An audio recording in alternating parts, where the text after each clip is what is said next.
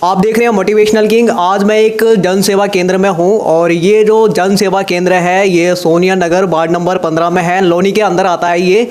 और ये हमारे एक मित्र का ही जन सेवा केंद्र है। अगर आप जन सेवा केंद्र खोलना चाहते हैं, साइबर कैफ़े खोलना चाहते हैं, तो आपको ये वीडियो पूरा देखना चाहिए, क्योंकि इस वीडियो में हम जानने की कोशिश करेंगे, आपको बताने की कोशिश करेंगे कि जब हम जन सेवा केंद्र खोलते हैं या फिर आप खोलना चाहते हैं तो आपको कौन कौन सा जो सामान है वो खरीदना चाहिए और किस किस चीज़ की आपको आवश्यकता पड़ती है और क्या क्या बातें आपको याद रखनी चाहिए। तो सबसे पहले हम जो हमारे मित्र हैं इनका नाम है चंद्रशेखर पाल, और इनसे ही जो आज जो भी बातें हैं जन सेवा केंद्र से जुड़ी हुई, इनको लगभग 1-2 साल हो चुका है जुड़े हुए। जन सेवा केंद्र इन्होंने खोला है, तो इनके पास काफ़ी नॉलेज है। तो सबसे पहले आपको स्वागत है मोटिवेशनल किंग चैनल पे। और आपसे हम ये जानना चाहेंगे, आपने ये जो जन सेवा केंद्र है आपने ये क्यों खोला है, क्या सोच के खोला आपने? सबसे पहले मैं आपका धन्यवाद करना चाहूँगा, ठीक है, मेरे माध्यम से और आप अपने चैनल के माध्यम से ये जानकारी आप सभी तक पहुँचा रहे हो, ठीक है। सबसे पहले अगर आपको जनसेवा केंद्र खोलना है तो कम से कम आपकी 10th क्लियर होनी चाहिए, ठीक है। और इसके लिए फिर उसके बाद जगह होनी चाहिए आपके पास। सबसे पहले हम ये जानना चाहेंगे, अगर कोई जन सेवा केंद्र खोलना चाहता है तो उसके पास इतनी जगह कम से कम होनी चाहिए, जब कोई कस्टमर आता है तो वो आराम से वहाँ पे बैठ सके और बैठ करके अपना काम करा सके। ऐसा होना चाहिए या नहीं होना चाहिए? जी बिल्कुल, यही होना चाहिए ताकि व्यक्ति को किसी भी प्रकार की परेशानी ना हो, अपने दस्तावेज वह सही से रख सके, बैठ के लिख सके। इतनी जगह कम से कम होनी चाहिए, इतनी जगह होनी चाहिए। और फिर हमारा आपसे क्वेश्चन ये है, क्या अगर कोई व्यक्ति जन सेवा केंद्र खोलना चाहता है तो क्या ये ज़रूरी है कि वो ग्रेजुएशन उसने कर रखा हो? ऐसा है कि वो उसने 10वीं पास करी हो वो भी खोल सकता है या नहीं? नहीं, देखिए कम से कम ग्रेजुएशन तो नहीं, 10th क्लास मिनिमम होनी चाहिए। 10th क्लास मिनिमम होनी चाहिए। मतलब ये जरूरी नहीं है कि किसी व्यक्ति ने जो है अगर 10वीं कर रखी है, 10वीं पास है तो वो नहीं खोल सकता, वो भी खोल सकता है। ये जरूरी नहीं है कि आपने हाई लेवल की जो है एजुकेशन जो है प्राप्त करी हो तभी आप खोल पाएंगे। उसके बाद में हम आपसे ये जानना चाहेंगे, जो ये जन सेवा केंद्र है यहाँ पे किस तरीके का क्या क्या कार्य किया जाता है? इसमें जैसे कि सबसे मूल सेवाएं हैं जाति प्रमाण पत्र, आय प्रमाण पत्र, निवास प्रमाण पत्र, राशन कार्ड, पैन कार्ड, आधार कार्ड में ऑनलाइन एड्रेस चेंज करना, ठीक है। और जैसे कि कोई भी व्यक्ति की विकलांग पेंशन, वृद्धा पेंशन, ठीक है, और भी बहुत सारी चीज़ें हैं जैसे railway ticket, air ticket, APS Aadhaar annual payment system, money transfer, ये सभी चीज़ें इंक्लूड है इसमें। इंक्लूड है। मतलब यहाँ पे जन सेवा केंद्र का मतलब यही है, जो लोग आते हैं, जो लोग ऑनलाइन शॉपिंग करना चाहते हैं, भुगतान करना चाहते हैं, मनी ट्रांसफर करना चाहते हैं, जाति प्रमाण पत्र बनवाना चाहते हैं, आधार कार्ड में करेक्शन करवाना चाहते हैं, या फिर और भी जो डॉक्यूमेंट है जो ऑनलाइन, अब हमारे देश में ऑनलाइन सबसे ज़्यादा काम हो रहा है कोरोना वायरस की वजह से भी, और वैसे भी डिजिटल इंडिया कहीं ना कहीं इंडिया को बनाने की कोशिश की जा रही है। तो जो जन सेवा केंद्र है, ऐसा लगता है कि जो जन सेवा केंद्र है वो कहीं ना कहीं डिजिटल इंडिया जो बनना है उसमें अपनी एक महत्वपूर्ण भूमिका निभा रहे हैं। यही कारण है, जो भी नए स्कीम जैसे प्रधानमंत्री जी के द्वारा आती हैं, सबसे पहले CSC कॉमन सर्विस सेंटर में ही दी जाती हैं, जो कि जनसेवा केंद्र है। इसमें सबसे पहले जैसे प्रधानमंत्री किसान सम्मान निधि योजना, प्रधानमंत्री आवास योजना, प्रधानमंत्री विकास Kalyan Yojana, online latest job, ठीक है, जो अभी किसानों को जो 2-2 हज़ार रुपये जो PM किसान सम्मान निधि योजना, कोई भी ऐसा अगर न्यू अपडेट आती है तो वो सबसे पहले जन सेवा केंद्र के माध्यम से दी जाती है, या फिर यहाँ पे सबसे पहले पता चलता है आपको पैसे निकालने हैं बैंक से या फिर आपको डालने हैं, इस तरीके का काम किया जाता है।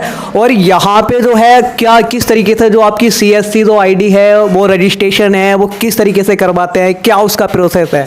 सबसे पहले हमें डिस्ट्रिक्ट इंचार्ज से मिलना होता है, ठीक है, जो कि इसकी रजिस्ट्रेशन फीस 9,999 रुपीज़ है, जो भी, और थोड़ा बहुत जो सर्विस चार्ज होता है वो इंक्लूड अलग है, प्लस है वो, ठीक है।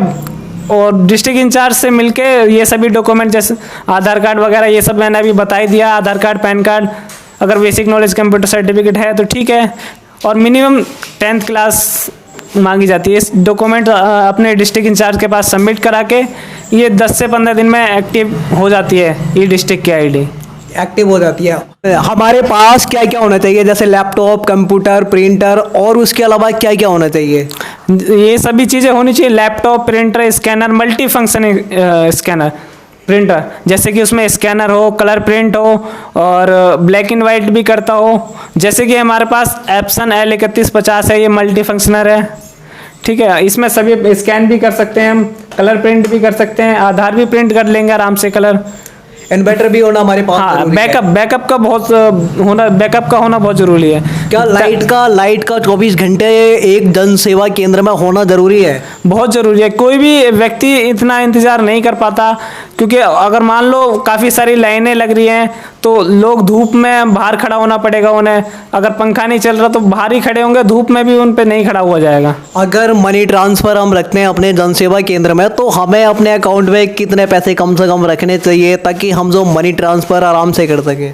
देखिए, आपके अकाउंट में बैलेंस हो या ना हो, डिस्ट्रीब्यूटर से बोल दोगे तो वो एक कॉल में जो भी आप जितना भी आपको लोड चाहिए, 1 लाख 2 लाख, वो तुरंत की तुरंत आपके अकाउंट में आ जाता है, पोर्टल में आ जाता है। उससे आप मनी ट्रांसफ़र कर सकते हो। मनी ट्रांसफ़र कर सकते हैं।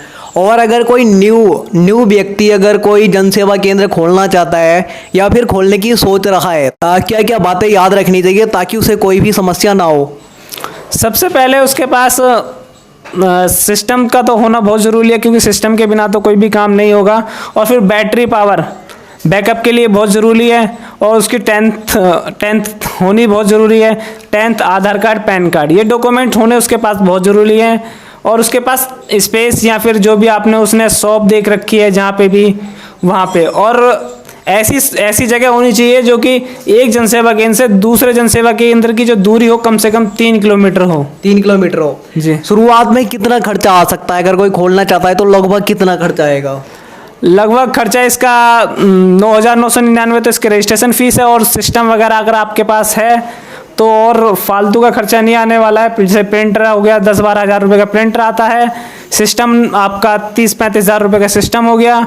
और जो भी आपका रेंट है वो है।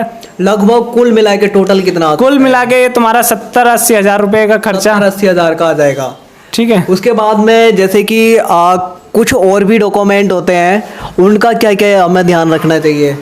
जैसे कि कुछ वेबसाइट होती हैं, उनको हमें उनके पैसे देने पड़ते हैं, खरीदने पड़ते हैं जब हम उस पर वर्क कर पाते हैं, उसका क्या है?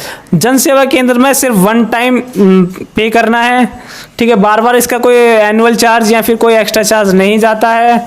और आधार एनुअल पेमेंट सिस्टम, ये सिस्टम सबसे बेहतरीन सिस्टम है, क्योंकि कस्टमर को बार बार बैंक नहीं भागना पड़ता। अपने नज़दीकी किसी भी बैंक जनसेवा केंद्र से पैसा निकाल सकता है और यहीं से डाल सकता है। यहाँ से बैलेंस इंक्वायरी, मिनी स्टेटमेंट, सभी प्रकार की सेवा यहीं मिल जाती हैं। तो किसी को ज़्यादा दूर भागने की ज़रूरत नहीं है।